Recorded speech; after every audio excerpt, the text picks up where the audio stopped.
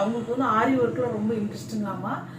அவங்களுக்கு வந்து அவங்க வீட்டு பக்கத்துலேயோ இல்லை அவங்க ஊர்லேயோ 10,000 ரூபா கேட்டிருக்கிறாங்க ஆரி ஒர்க்குக்கு. நான் போய் கற்றுக்கலாமா, அது ஒர்த்தா அப்படின்னு கேட்டிருக்கிறாங்க.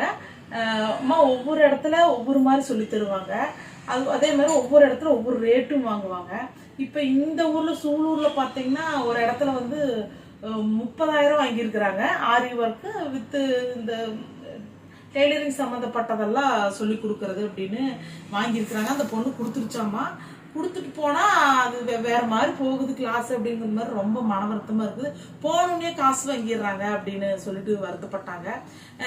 உங்களுக்கு ஆசைப்படுறீங்க, எப்படி இருந்தாலும் நீங்கள் கிளாஸுக்கு போய் சேரதான் போகிறீங்க, அது உண்மைதான். இப்போ பார்த்தீங்கன்னா நம்மளோட சேனலும் சரி இல்லை நிறைய சேனல்லையும் சரி அவங்கெல்லாம் என்ன சொல்கிறாங்கன்னா இந்த ஆரி ஒர்க்குக்கு தேவைப்படுற பேசிக் அப்படின்ட்டு சில பொருள்கள்லாம் நாங்கள் காட்டுறோம். நானும் காட்டியிருக்கேன். அந்த பொருள்கள்லாம் முதல்ல பணத்தை முதலீடு போடுங்க. 10,000 ரூபா கட்டுறதை அப்புறம் வச்சுக்கோங்க, முதலீடு போடுங்க. முதலீடு போட்டு அந்த பொருள்கள்லாம் வாங்கிக்கோங்க. வாங்கினதுக்கப்புறம் நம்மளோட சேனலில் பார்த்தீங்கன்னா பேசிக்ல இருந்து நம்மளோட சேனலில் சொல்லி கொடுத்துருப்பேன். ஓகேங்களா? அதையும் 1 வாரமோ இல்லை 2 வாரமோ இல்லை 1 மாசமோ எடுத்துக்கோங்க. இதெல்லாம் வந்து ட்ரைனிங் பண்ணி பாருங்க. ஓகேங்களா? நம்ம சேனல்ல பார்த்தீங்கன்னா தேவையில்லாத ஆரி ஒர்க்கெல்லாம் சொல்லி கொடுக்காம பிளவுஸுக்கு என்னென்ன தேவை அப்படிங்கறத மட்டும் நான் ட்ரெயின் பண்ணிட்டு இருக்கிறேம்மா. அதையும் கொஞ்சம் பொறுமையாம ஈஸி மெத்தட்லயும் சொல்லி கொடுத்துட்டு இருக்கிறேன். உங்களுக்கு அது ஃபர்ஸ்ட் புரியுதான்னு பாருங்க. அப்படி இல்லைனாலும் வேற சேனல்களையும் நிறைய சகோதரிகள் அழகா எடுத்துட்டு இருக்கிறாங்க. அதையும் கொஞ்சம் பாருங்க. 1 மாசம் 10,000 ரூபாங்கிறது சாதாரண விஷயம் இல்லை. கஷ்டப்பட்டு உழைக்கிறவங்களுக்கு அது பெரிய விஷயம். ஈஸியா வர்றது ஒரு விஷயம். சரிங்களா? இப்போ உங்க வீட்டுக்காரோ நீங்களும் கஷ்டப்பட்டு அந்த பணத்தை சம்பாதிச்சிருப்பீங்க. அதுக்கு ஒரு முதலீடு ஒரு 2,000 ரூபா வந்து ஆரி ஒர்க் சாமானுக்கு போட்டுக்குங்க. ஃபர்ஸ்ட் வாங்கிக்கங்க. ஏன்னு கேட்டா நீங்க என்ன வாங்குறதுன்னு தெரியாதுன்னு சொல்லாதீங்க. நிறைய சேனல் இருக்குது, நம்ம சேனல்லயும் போட்டிருக்கிறோம். அந்த மாதிரி டவுன் நீங்க எந்த ஊர்ல இருக்கிறீங்க அந்த ஊர்ல ஒரு டவுன் ஹால் ஏரியா மாதிரி ஒரு சிட்டி மாதிரி ஒரு ஏரியா இருக்குங்களா, அங்க போய் உங்களுக்கு தேவைப்படுற ஜாமான் ஃபர்ஸ்ட் வீட்லயே இருந்து யூடியூப்பை பார்த்து லிஸ்ட் எடுத்துக்கங்க. எடுத்துட்டு போய் அது தேவைப்படுற சாமானத்தை எல்லாம் வாங்கிட்டு வந்து வீட்டுல வச்சுட்டு ஒரு நல்ல நாள் பார்த்துட்டு நீங்க என்ன பண்றீங்க, அந்த நாங்க சொல்லி கொடுக்குற பேசிக்க முயற்சி பண்ணி பாருங்க. 1 மாசம் முயற்சி பண்ணி பாருங்க. முயற்சி பண்ணி பார்த்துட்டு வந்துருச்சு, உங்க கைவசம் வந்துருச்சுன்னா எதுக்குமா 10,000 கொடுக்குறீங்க? இப்ப நாங்க ஆல்ரெடி ஃப்ரீ கிளாஸ்ன்ட்டு ஏகப்பட்ட சேனல்ல வருது. நானும் சொல்லி கொடுத்துட்டு போகும்போது நீங்க கஷ்டப்பட்டு சம்பாதிச்ச 10,000 ரூபாய் தூக்கிட்டு போய் ஒரு இடத்துல கொடுப்பீங்க. அங்க நேர்மையா இருக்கிறாங்களா? இப்ப இந்த உலகம் எப்படி போயிட்டு இருக்குன்னா 24வது வருஷம் 2024 எப்படி போயிட்டு இருக்குன்னா, இப்போ ஒரு மொபைல் ஷாப்போ, ஒரு 2 வீலரோ, ஒரு ஜுவல்ஸோ, ஒரு ட்ரெஸ்ஸோ, இல்லை எந்த ஒரு விஷயத்துலையுமே முதல் இடத்துல நம்ம போகும்போது வணக்கம் வாங்க வெல்கம் அப்படின்னு கூப்பிடுவாங்க. நம்ம அந்த காசெல்லாம் கொடுத்து அந்த பொருள் எல்லாம் வாங்கினதுக்கு அப்புறம் போயிட்டு வாங்க அப்படின்னு வணக்கம் சொல்லிட்டு அனுப்பிடுவாங்க.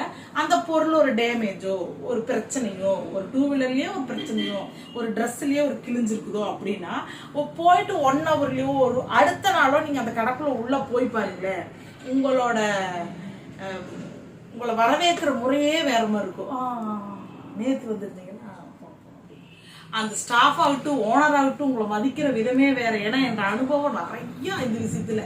அதனால நான் எங்க போனாலும் வெளிப்படையாவே நான் சொல்லிடுவேன், வாங்குற வரைக்கும் நீங்க ஜாலியா கூட பேசுவீங்க, வாங்கினதுக்கு அப்புறம் நாளைக்கு ஏதாவது வந்தா நீங்க மதிக்கிறதே வேற லெவலுக்கு இப்படி நான் உடச்சே பேசிடுவேன் நான்.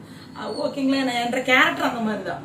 அந்த மாதிரி இப்ப நீங்க ஒரு 10,000 ரூபாய் கொடுக்குறீங்க, அந்த 10,000 ரூபாய் அவங்க கையில வாங்குற வரைக்கும் தான் அவங்களுக்கு வந்து உங்களை மேல ரொம்ப ஈடுபாடு காட்டி இதை சொல்லி தருவோம், அதை சொல்லி கொடுப்போம், அப்படி சொல்லி கொடுப்போம், இப்படி கொடுத்து உங்களை சூப்பர் பிளவுஸ் நல்லா ஆரி ஒர்க் போடுற மாதிரி பண்ணி கொடுத்து உங்களை அனுப்பிச்சுட்டுருவோம் அப்படி இப்படிம்பாங்க.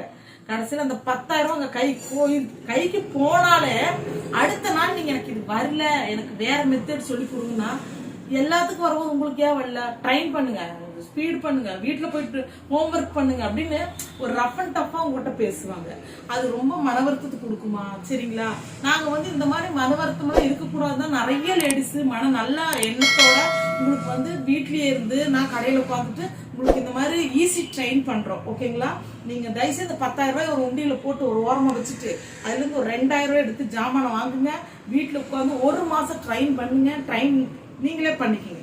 ஏன்னா அங்க போனாலுமே 10,000 ரூபாய் கொடுத்த இடத்துலயுமே உங்க கைய பிடிச்சோன்னா சொல்லி கொடுக்க மாட்டாங்க.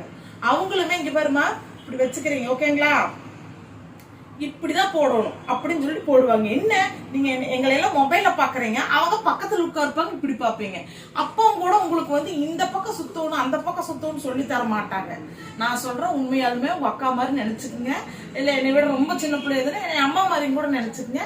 ஒரு மாசம் பொறுமையா இருங்க. ஏன்னா பெண்களுக்கு ஒண்ணு சாதிக்கணும்னு முடிவு பண்ணிட்டா அதுல ரொம்ப ஸ்பீடா இருப்போம், அது பண்ணி ஆகணும்.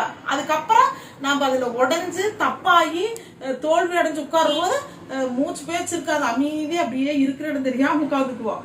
அதுதான் உண்மை. எல்லா லேடிஸும் அப்படித்தான். அது அடையறதுக்கு முன்னாடி கொஞ்சம் ஒரு நிதானமா கொஞ்சம் யோசிச்சு பார்த்துட்டு முடிவெடுங்க. ஓகேங்களா? அப்புறம் 10,000 ரூபாய் நீங்க அப்படியே வச்சுக்கோங்க.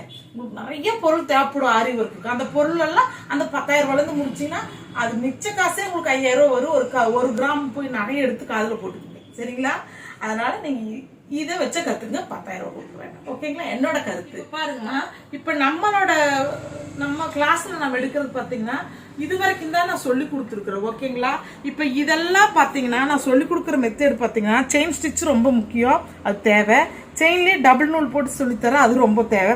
அதாவது நம்ம ஒரு பிளவுஸ்ல என்ன பண்ண போறோமோ அதை மட்டும் தான் நான் கிளாஸ் எடுத்துக்கிறேன். இது வரைக்கும் தேவையில்லாத ஸ்டிச் எதுவுமே நம்மளோட கிளாஸ்ல இருக்காது. பாருங்க, தேவையில்லாத ஸ்டிச் போட்டோம்னா அது அலைச்சலும் கூட, டைம் வேஸ்ட். அது பொறுமையா உட்காந்து பண்ணிட்டு இருந்தா அது வேஸ்ட். அந்த தையல்லாம் தேவையே இல்லை.